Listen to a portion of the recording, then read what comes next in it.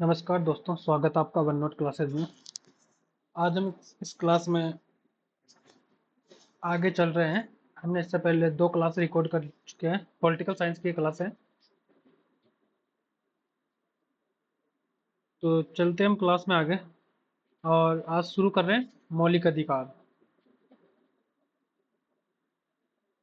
तो मौलिक अधिकार क्या चीज़ है और इनका महत्व क्या है, कहाँ कहाँ से लिया गया है, क्यों जरूरी है मानव जीवन में। ठीक है, तो एक मिनट इसको।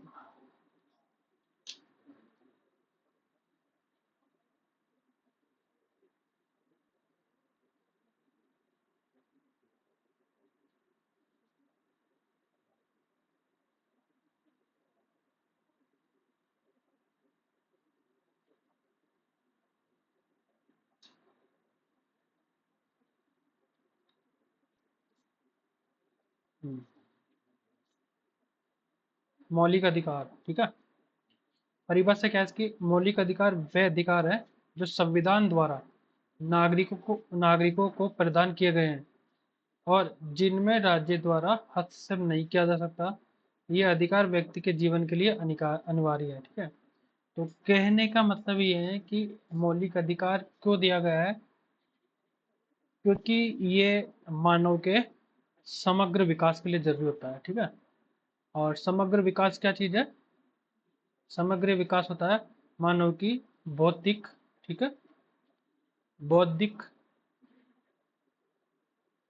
नैतिक और आध्यात्मिक,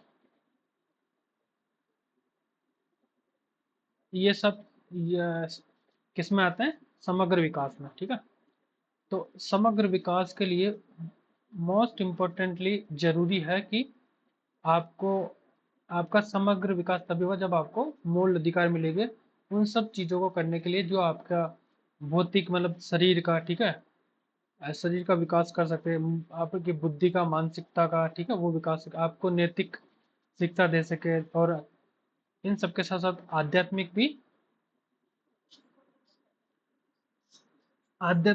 शिक्षा का भी आपका इसमें पाने का अधिकार हो। ठीक है, तो ये सब किस में आते हैं? मौलिक अधिकारों में। नेक्स्ट चलते हैं अपन। तो ये क्या हुआ और ये किनको मिलता है? ये नागरिकों को। ठीक है, और नागरिकों के अलावा जो गैर नागरिक है उनको भी ये दिए जाते हैं। और कौन कौन से अधिकार ऐसे हैं जो गैर नागरिकों को दिए जाते हैं वो हम आगे चैप्टर में पढ़ेंगे। ठीक है, और बेसिकली क्या होता है कि इसमें स्टेट जो होता है, स्टेट कोई भी हो, ठीक है, तो स्टेट का मतलब होता है सरकार। ठीक है, सरकार से जुड़े हुए जितने भी एंटिटीज है, जितने भी बॉडीज है, वो इनके अधिकारों में हस्तक्षेप नहीं करना चाहिए। लोगों के, नागरिकों के अधिकारों में हस्तक्षेप नहीं करना चाहिए। ठीक है,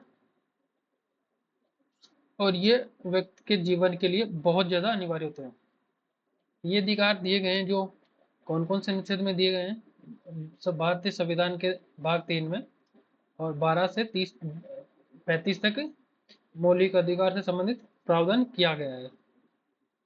ठीक है, महत्व क्यों इसका? मौलिक अधिकार इसलिए महत्व क्योंकि इसके बिना व्यक्ति का समग्र विकास नहीं हो पाता। ठीक है, तो ये हमने पहले पढ़ा है। समग्र बौद्धिक बौद्धिक नैतिक आध्यात्मिक विकास आता है। ठीक है, इसका इतिहास क्या रहा है आज तक, आज दिन तक? मौलिक अधिकारों का इतिहास क्या है? मौलिक अधिकारों का पहली बार विचार कहाँ पे आया?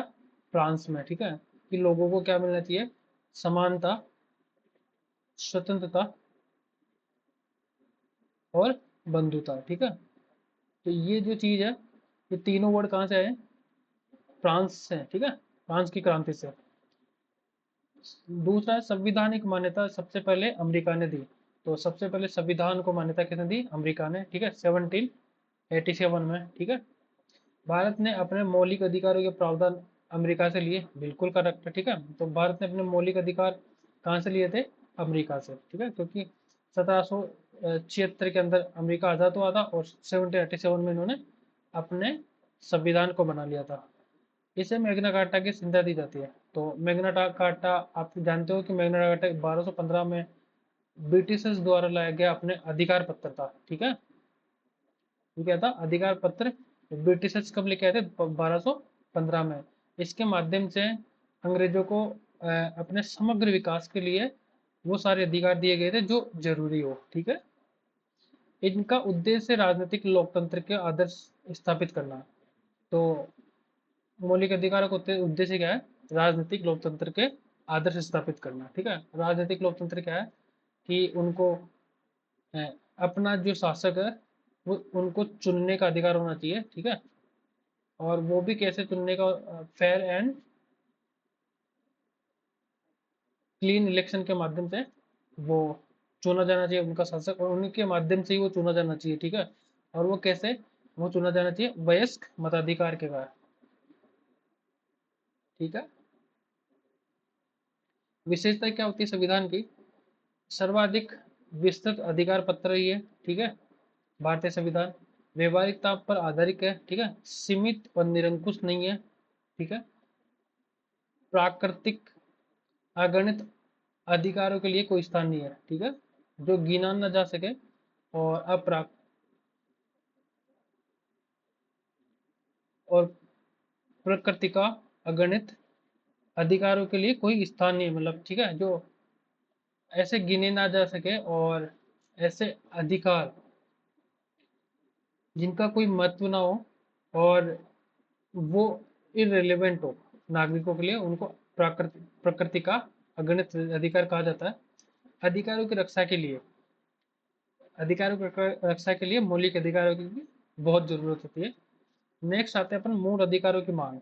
तो मूल अधिकारों की मांग कब कब की गई थी और इसका इतिहास क्या रहा हुआ, ठीक है, भारत में। तो सबसे पहले पहली बार जो स्वराज विधेयक 1895 में आया था, उसके अंदर मूल अधिकारों की मांग की गई थी, ठीक है। 1931 के कराची अधिवेशन में,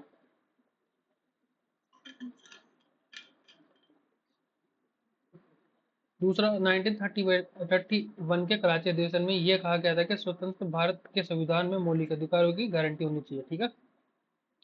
तो ये 1931 भी कहा गया है। और मोतीलाल नेहरू की जो रिपोर्ट है मूल अधिकार शीर्षक के नाम से, उसमें भी संविधान को शामिल करने की सिफारिश की गई थी। तो ये जो हमारे मूल अधिकारों का जो लड़ाई है, संघर्ष है, वो हमारे स्वतंत्रता आंदोलन के बीच में से निकल के आता है, और वहीं से हम मूल अधिकारों की नींव रखते हैं।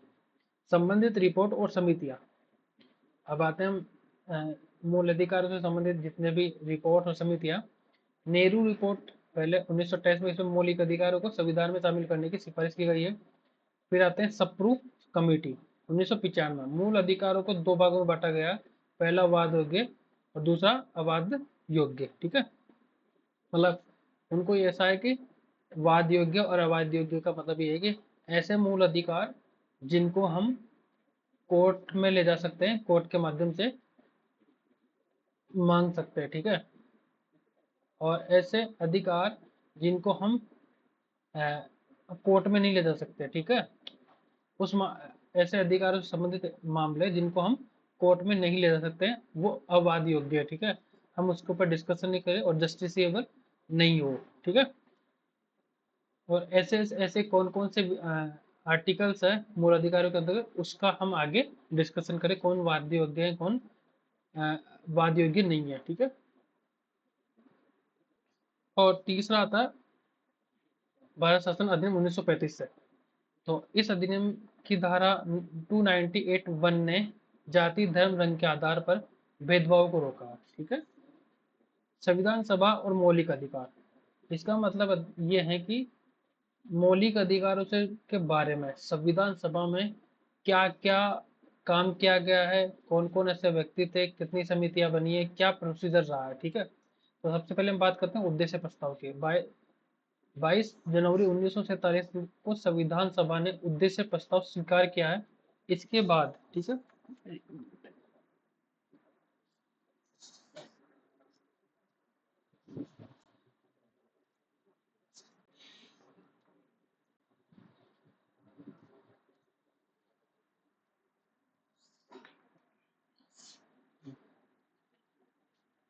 22 जनवरी 1947 की बात है।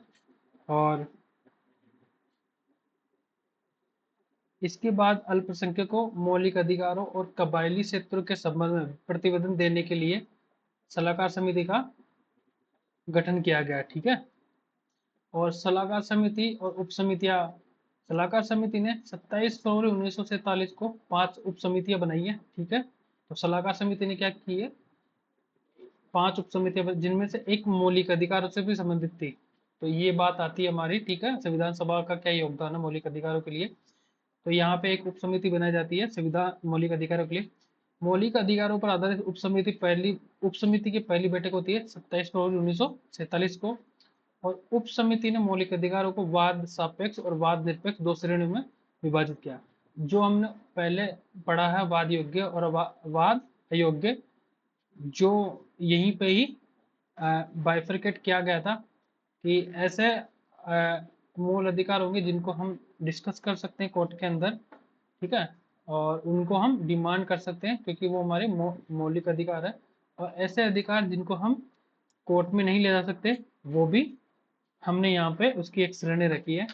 और संविधान सभा में मौलिक अधिकारों के बारे में डिस्कस करने वाले लोग कौन कौन थे, और इस उप समिति में जेपी कृपलानी, मीनू मसानी, केटी शाह, अल्लारी कृष्णा स्वामी अय्यर, के एम मुंशी, सरदार हरनाम सिंह, मौलाना आजाद, डॉक्टर अंबेडकर, हंसा मेहता, जयराम दास, दौलत राम, के एम पन्नीको और राजकुमारी अमृत कौर। ठीक है। संविधान सभा की प्रक्रिया क्या थी, संविधान सभा ने मौलिक अधिकारों पर विचार करने में 36 दिन लगाए। ठीक है। अंततः संविधान सभा ने मौलिक अधिकारों की 7 श्रेणी को स्वीकार किया है। ठीक, जो मूल जो मौलिक अधिकार थे वो कितने थे, 7, लेकिन वर्तमान में ये 6 है। और एक अधिकार आपका 7वां अनुच्छेद संपत्ति का अधिकार जो 300 का में था, सॉरी, जो 7वां अधिकार था उसको अब किस में रख दिया गया है, 300 का में, वो क्या है आपका अब लीगल अधिकार है। ठीक है। तो ये क्या होता है, हमारे संविधान से रिलेटेड इतिहास है कि कमिटी क्या है, विशेषता क्या है, मूल अधिकारों की मांग कब हुई थी, और इससे संबंधित जो रिपोर्ट्स कमेटी वो कौन कौन सी थी, कमेटी के सदस्य कौन कौन से थे, संविधान सभा में उद्देश्य प्रस्ताव किस लिए लाया गया था। ठीक है, महत्वपूर्ण, और इसकी संविधान सभा की प्रोसीजर क्या थी। अब आते हैं हम मौलिक अधिकारों पर। ठीक है। तो साधारण प्रावधान 12 और 13 की बात करते हैं। तो 12 राज्य की परिभाषा बताता है। ठीक है। और 13 मौलिक अधिकारों के विपरीत किसी भी कानून का अमान्य होना। ठीक है।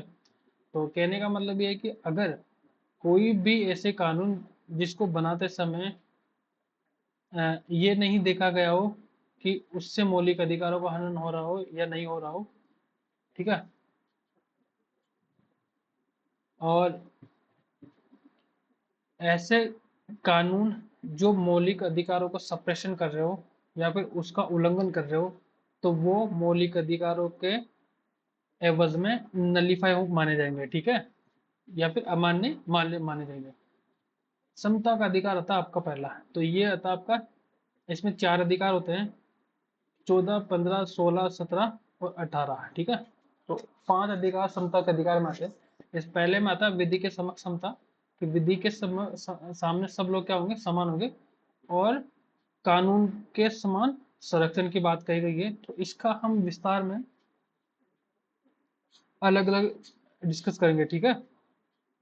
15वां हम पहले तो क्या है कि अभी सेपरेट का एक बार थोड़ी पढ़ लेते हैं। ठीक है। बाद में हम जैसे ही ये खत्म होते हैं मौलिक अधिकार, मतलब अनुच्छेद की बात कर रहे हैं, तो अनुच्छेद जैसे ही खत्म होते हैं, जैसे मैं बता देता हूँ आपको, ये यहाँ तक खत्म होने के बाद हम स्टार्ट करेंगे फिर से 13 से। ठीक है। तो ये क्या हुआ आपका, धर्म, जाति, लिंग, मूल, वंश, जन्म स्थान के आधार पर भेदभाव नहीं कर सकते। 16 कहता है लोक नियोजन के विषय में अवसर की समानता। 17 कहता है अस्पष्टता का अंत। अनुच्छेद 18 उपाधियों का निषेध बताता है। स्वतंत्रता का अधिकार। अनुच्छेद 19 मौलिक स्वतंत्रता का संरक्षण। अभिव्यक्ति की स्वतंत्रता, आंदोलन की स्वतंत्रता, जन संघ बनाने की स्वतंत्रता, निवास और संपत्ति का अधिकार देना। ठीक है। अनुच्छेद 20 बात करता है अपराधों के समक्ष सुरक्षा। एक ही अपराध के लिए 2 बार दंड नहीं दिया जाएगा। आत्मसाक्ष्य नहीं, खुद के बारे में तुम गवाही नहीं दे सकते और साक्ष्य नहीं बन सकते। कानून द्वारा स्थापित प्रक्रिया के अनुसार दंड देना। ठीक है। अनुच्छेद 19 21 बोलता है प्राण और देवी स्वतंत्रता का अधिकार। ठीक है। अनुच्छेद 21 एक शिक्षा का अधिकार, 6 से 14 वर्ष के लिए बच्चों के लिए शिक्षा का अधिकार। 19 अनुच्छेद 22 कुछ दशाओं में गिरफ्तारी और निरोध से संरक्षण, हिरासत के अधिकार, ठीक है। शोषण के विरुद्ध अधिकार में बात होती है, मानव दुर्व्यवहार और बलात्सम निषेध, ठीक है। 24वां था कारखानों आदि में बालकों के नियोजन का निषेध। धर्म की स्वतंत्रता के अधिकार में आता 25वां अंतःकरण और धर्म को अबाध रूप से मानने और आचरण और प्रसार करने की स्वतंत्रता। 26 का आता आपका धार्मिक कार्यों के प्रबंधन की स्वतंत्रता। 27वां किसी विशिष्ट धर्म की अभिवृद्धि के लिए करों के संदाय के बारे में स्वतंत्रता। अनुच्छेद 28 की बात होती है कुछ शिक्षण संस्थानों में धार्मिक हिंसा या उपासना में उपस्थित होने के बारे में स्वतंत्रता। संस्कृति और शिक्षा संबंधी अधिकार। अनुच्छेद 29 अल्पसंख्यक वर्गों के हितों का संरक्षण। और 30 बोलता है अल्पसंख्यक वर्गों का शिक्षा संस्थानों की स्थापना और प्रशासन करने का अधिकार। संपत्ति का अधिकार अब क्या कर दिया, इसको रिपील कर दिया गया है। और अनुच्छेद 31 पहले क्या बोलता है, संपत्ति आदि के अध्ययन के लिए उपबंध करने वाली विधियों की प्रवृत्ति। और 31 का कुछ अधिनियमों और विनियमों का विधि मान्य करण, ठीक है। संवैधानिक उपचारों के अधिकार पर हम आते हैं। इस भाग द्वारा प्रदत्त अधिकारों को परिवर्तित करने के लिए न्यायालय में जाने का अधिकार है। इसमें 5 प्रमुख रिट शामिल है। पहला बंदी प्रतिकरण, दूसरा परमादेय, तीसरा प्रतिषेध, चौथा उत्प्रेक्षण, पांचवा अधिकार पर्चा, ठीक है। फिर 33वें बात है संसद के सशस्त्र बलों और आदि पर मौलिक अधिकारों के उपांतरण की शक्ति।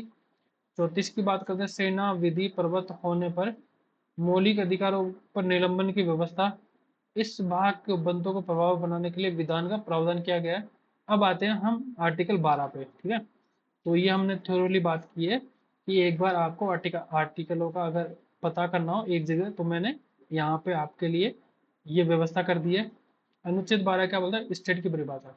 भारत सरकार, संसद, राज्य सरकार, विधानमंडल सभी स्थानीय और अन्य प्राधिकारी स्टेट में शामिल होते हैं, ठीक है। तो स्टेट में कौन कौन होंगे, इंडियन गवर्नमेंट, ठीक है, संसद, राज्य सरकारें, विधानमंडल, सभी स्थानीय और अन्य ऐसे अथॉरिटी, वो सब इसमें शामिल होंगे, ठीक है।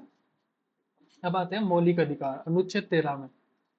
तो अनुच्छेद 13 में मौलिक अधिकारों की बात हम कहते हैं कि असंगत विधियों की शून्यता, मतलब मौलिक अधिकारों से असंगत हो, मतलब मौलिक अधिकारों का जो उल्लंघन कर रही हो या फिर इनको मौलिक अधिकारों को नलिफाई करके कोई भी विधि बना रहे हो, तो उस एवज तक वो जो विधि हम बना रहे वो अगर उल्लंघन करती है तो उन विधियों का क्या होगा, शून्यता होगी, ठीक है। तो अनुच्छेद 13 का सार क्या है कि अनुच्छेद 13 ये प्रावधान किया करता है कि संविधान के भाग 3 में दिए गए मौलिक अधिकारों से असंगत कोई भी विधि या उसका कोई हिस्सा शून्य है यानी वह अमान्य होगा हो जाएगा।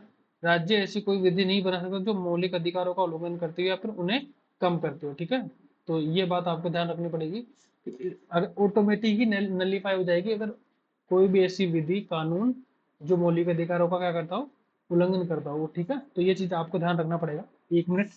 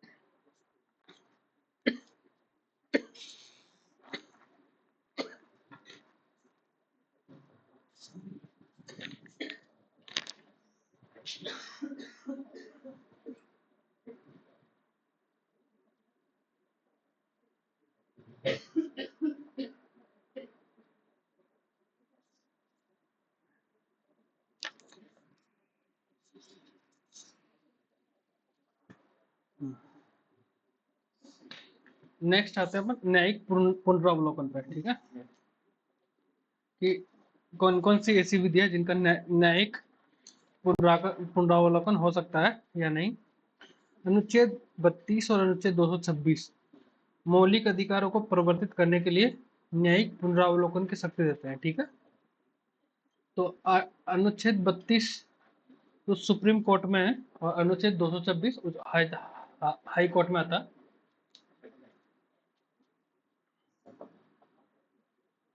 और इन दोनों अधिकारों के माध्यम से नागरिक क्या कर सकते हैं, अपने संवैधानिक अधिकारों की मांग कर सकते हैं सुप्रीम कोर्ट हाई कोर्ट के माध्यम से। और इनके लिए निम्नलिखित रिट निर्धारित की गई है। 5 प्रकार की रिटें हैं: बंदी प्रत्यक्षीकरण, प्रेषण, अधिकार पर्चा और प्रतिषेध, और एक कौन सा रहा, परमादेश। ठीक है, तो इनके माध्यम से आप न्याय सुनिश्चित कर सकते हैं। सॉरी, न्यायालय के पास मौलिक अधिकारों के उल्लंघन पर कानूनों की वैधता की समीक्षा करने का अधिकार है।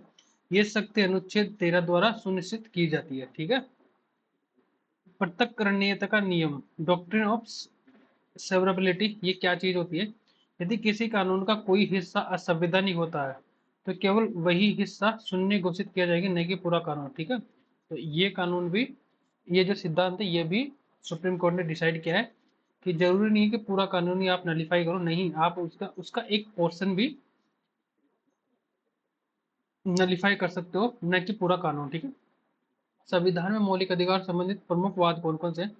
तो ये है पहला शंकरी प्रसाद वर्सेस भारत संघ, जो 1951 में आया है। ये मामले में, इस मामले में यह निर्णय हुआ कि संसद मौलिक अधिकारों में संशोधन कर सकती है। ठीक है, तो शंकरी प्रसाद वाले मामले में सबसे पहले 1951 में ये कहा गया था कि संसद डिसीजन कर सकती है किस चीज का, चेंजेस का। ठीक है, फिर आता है 1965 में सज्जन सिंह बनाम राजस्थान, ये पुनः निर्णय लिया कि संसद मौलिक अधिकारों में संशोधन कर सकती है। ठीक है, फिर क्या है, फिर दोबारा इसको दोहराया गया था 1967 की बात है, गोरखनाथ वाद में। इसमें उच्च न्यायालय ने संसद को मौलिक अधिकार में संशोधन करने से रोक दिया। गोरखनाथ में ये आमूलचूल परिवर्तन करते हैं सुप्रीम कोर्ट कि आप सब मौलिक अधिकारों में क्या नहीं कर सकते, संशोधन नहीं कर सकते। ठीक है, और फिर लास्ट में केशवानंद भारती वाला आता है 1973 में। इस मामले में स्पष्ट किया कि संविधान का मूल ढांचा संशोधन द्वारा कम किया जा सकता है, पर समाप्त नहीं किया जा सकता। ठीक है, तो केशवानंद भारती में ये बोलते हैं कि जो बेसिक स्ट्रक्चर है उसको तो कम तो किया जा सकता है, लेकिन उसको आप समाप्त नहीं कर सकते। ठीक है, तो ये आपको 4 केस जरूर याद रखना, याद रखना आपके लिए जरूरी है। संविधान में अन्य सिद्धांत कौन कौन से हैं? एक तो डॉक्ट्रिन ऑफ एक्लिप्स और डॉक्ट्रिन ऑफ वेवर। तो ये क्या चीज है? आच्छादन का सिद्धांत, असंवैधानिक विधि तब तक निष्क्रिय रहती है जब तक कि वह संशोधित नहीं हो जाती है या संवैधानिक नहीं बन जाती। ठीक है, तो एक्लिप्स कहने का मतलब है कि उनको हटाया नहीं जा सकता, हटाया नहीं जाता पूरी तरीके से, उनको निष्क्रिय किया जाता है। ऐसी ऐसी जो भी कानून जो बनाया गया है संसद द्वारा, जो मौलिक अधिकारों को उल्लंघन करती है, उनको निष्क्रिय कर दिया जाता है, हटाया नहीं। वो तब तक निष्क्रिय रहती है जब तक उसको संशोधित नहीं किया जा सकता और या फिर उसको संवैधानिक नहीं बना दिया जाता। तो इस सिद्धांत को क्या क्या कहते हैं? Doctrine of eclipse. ठीक है, या फिर आच्छादन का सिद्धांत।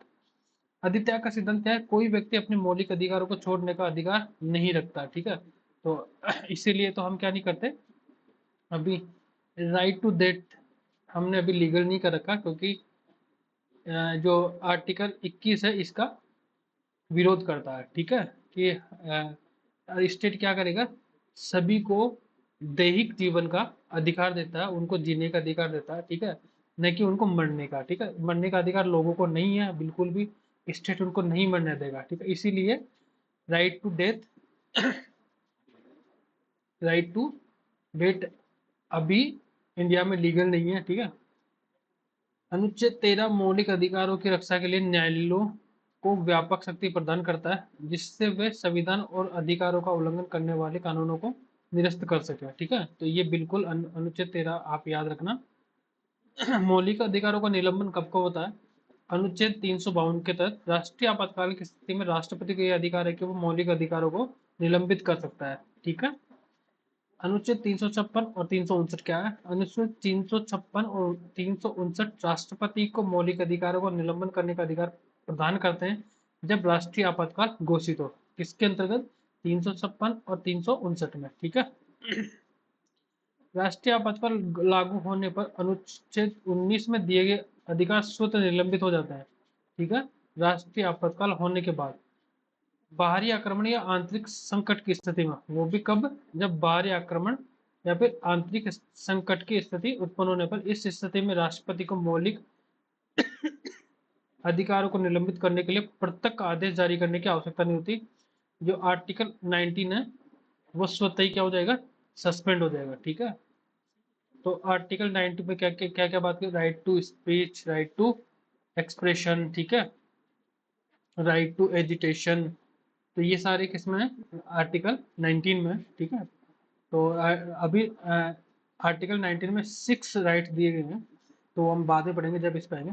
और 59 के बीच में 359 के अनुसार राष्ट्रीय आपातकाल सॉरी के दौरान राष्ट्रपति एक व्यक्ति राष्ट्रीय आपातकाल के दौरान राष्ट्रपति एक घोषणा द्वारा एक या अधिक मौलिक अधिकारों को निलंबित कर सकता है, ठीक है।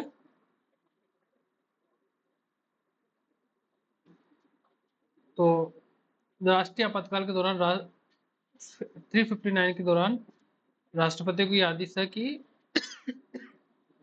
वो एक से अधिक अधिकारों को क्या कर सकता है, निलंबित कर सकता है।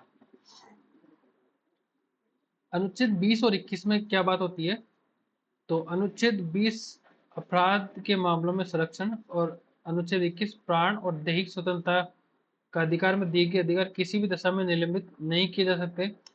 यह इन दोनों मौलिक अधिकारों की विशेष स्थिति है जो हर परिस्थिति में नागरिकों को प्राप्त होती है। तो यह आपको बिल्कुल याद रखना पड़ेगा कि 20 और 21 कभी भी निलंबित नहीं हो सकते, चाहे राष्ट्रीय आपातकाल हो या फिर कुछ और स्थिति बनती हो, ठीक है। मौलिक अधिकारों का वर्गीकरण, ठीक है। तो हम 14 समता का अधिकार पे आते हैं, ये 14वां आर्टिकल आपका।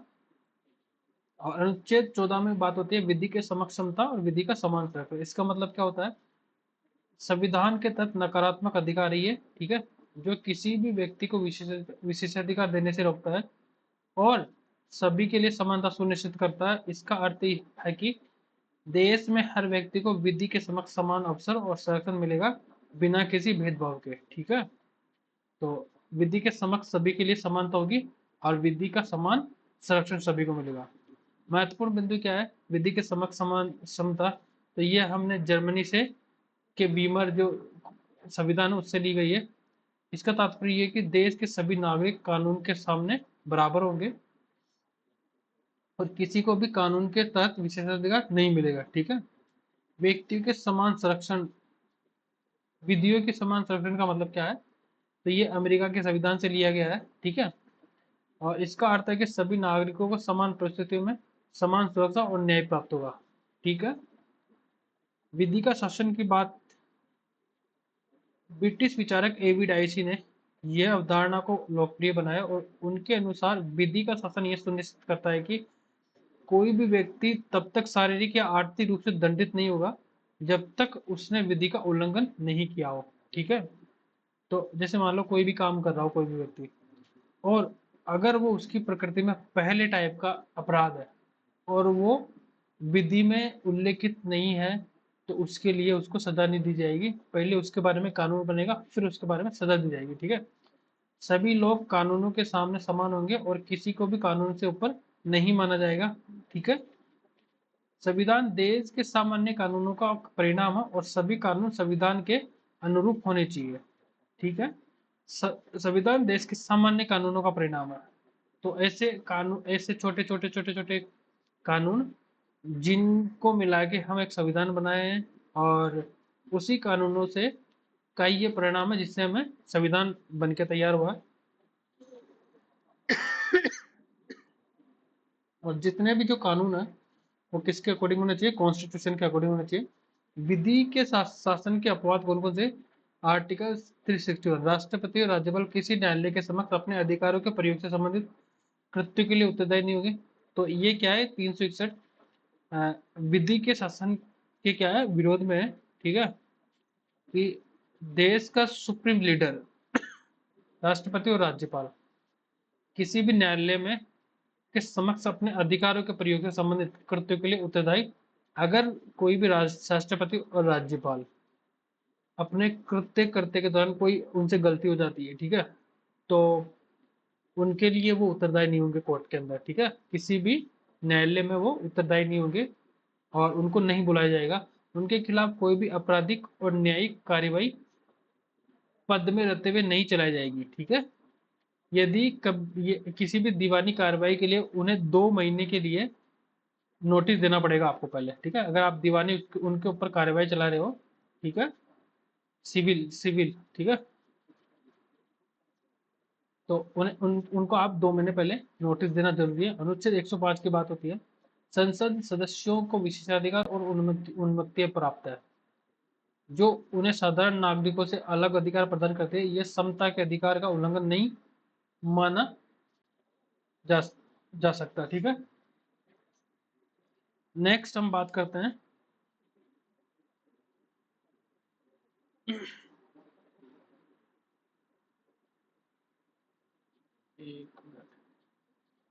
अनुच्छेद 194, राज्य विधानमंडल के सदस्यों को भी विशेषाधिकार और उन्मत्तियां प्राप्त है जो आम नागरिकों को नहीं मिलती, ठीक है।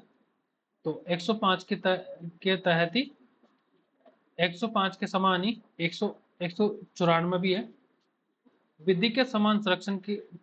तो हमने इससे पहले क्या पढ़ा, विधि के समक्ष समानता, ठीक है, और अब आप पढ़ते हैं विधि का समान संरक्षण। तो ये क्या है, विधि के समक्ष समता और विधि का समान संरक्षण भारतीय संविधान के आधारभूत ढांचे का हिस्सा है। इसका अर्थ है कि कानून के लिए सभी समान है और सभी को न्यायी परिस्थितियों में, सभी को समान परिस्थिति में समान व्यवहार और सुरक्षा प्राप्त होगी। यह नैसर्गिक न्याय के सिद्धांत को निहित करता है जो मनमानी और अन्यायपूर्ण कार्रवाई के विरुद्ध संरक्षण प्रदान करता है, ठीक है। और इसका भी क्या है, इसका भी अपवाद और विशेषाधिकार दिए गए हैं। एक 194 इसका अपवाद है, ठीक है। 31 गए राज्य विधानमंडल के सदस्यों को आम नागरिकों की तुलना में, राज्य विधानमंडल के सदस्यों को आम नागरिकों की तुलना में विशेषाधिकार और अनुमतियां प्राप्त होती है। ये विशेषाधिकार विधायी प्रक्रिया में स्वतंत्रता सुनिश्चित करने के लिए दिए गए हैं और अनुच्छेद 14 का उल्लंघन नहीं माने जाते हैं, ठीक है। तो कहने का मतलब है कि राज्य के विधानमंडल के सदस्यों को डिस्कशन करने के लिए विशेषाधिकार और कुछ छूट दी जाती है, क्योंकि ये कहा जाता है और ऐसा विदित है कि अगर हम संसद में या फिर विधानमंडल में उन लोगों को जितनी बोलने की स्वतंत्रता देंगे और जिस जिस तरीके से बोलने के, और बोलना कैसा होना चाहिए वो भी नैतिक होना चाहिए, ठीक है, तभी जाके हमारे पास क्या होगा, क्या सामने आएगा, हमारे सामने आएगा एक एंटीथेसिस और सिंथेसिस। अगर डिस्कशन होगा, अभिव्यक्ति की स्वतंत्रता होगी उन लोगों को किसी भी इशू पे बोलने की, तभी हमारे सामने एक अच्छी चीज निकल के सामने आएगी।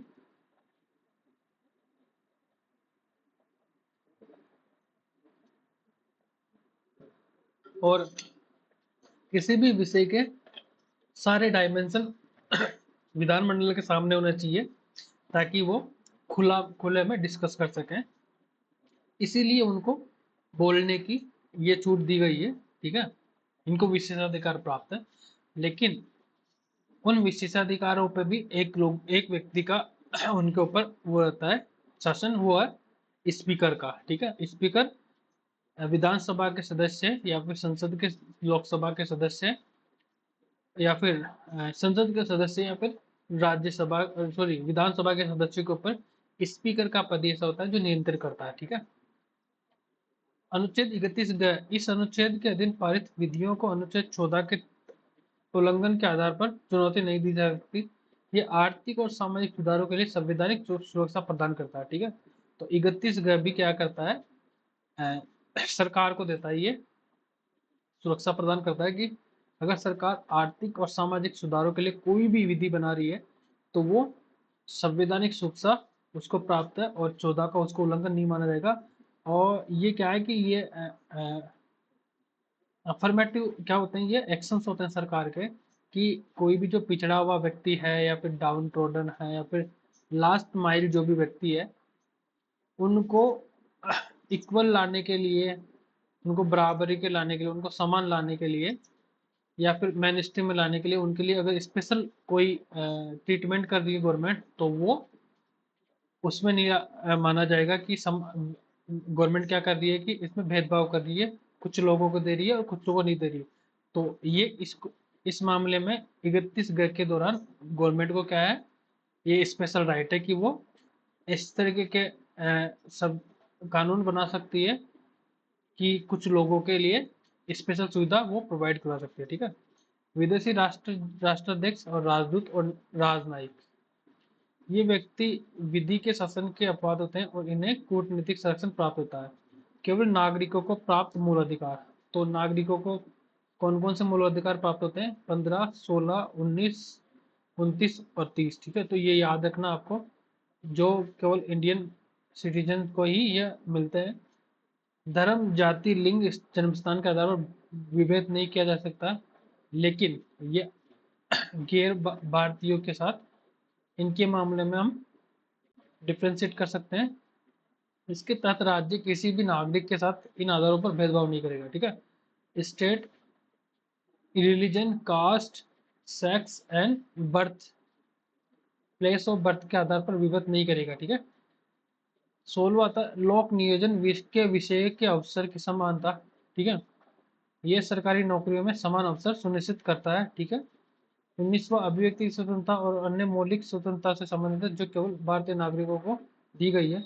अल्पसंख्यक वर्गों के हितों का संरक्षण, यह अल्पसंख्यक समुदायों को उनकी संस्कृति की रक्षा और अपने शैक्षिक संस्थानों की स्थापना पर प्रबंध का अधिकार देता है। ठीक है। अब नेक्स्ट हम वीडियो में पढ़ेंगे आर्टिकल 15। तो धन्यवाद दोस्तों, क्योंकि मैं छोटे छोटे वीडियो बना रहा हूँ ताकि आप बोर ना हो, और आपके लिए ये एक एक 30-30, 40-40 मिनट का वीडियो आपके लिए है ना, क्योंकि बड़े बड़े वीडियो देखने में थोड़ी समस्या होती है, और 30 और 40 मिनट के बीच में आपके पास गैप होना चाहिए। ठीक है।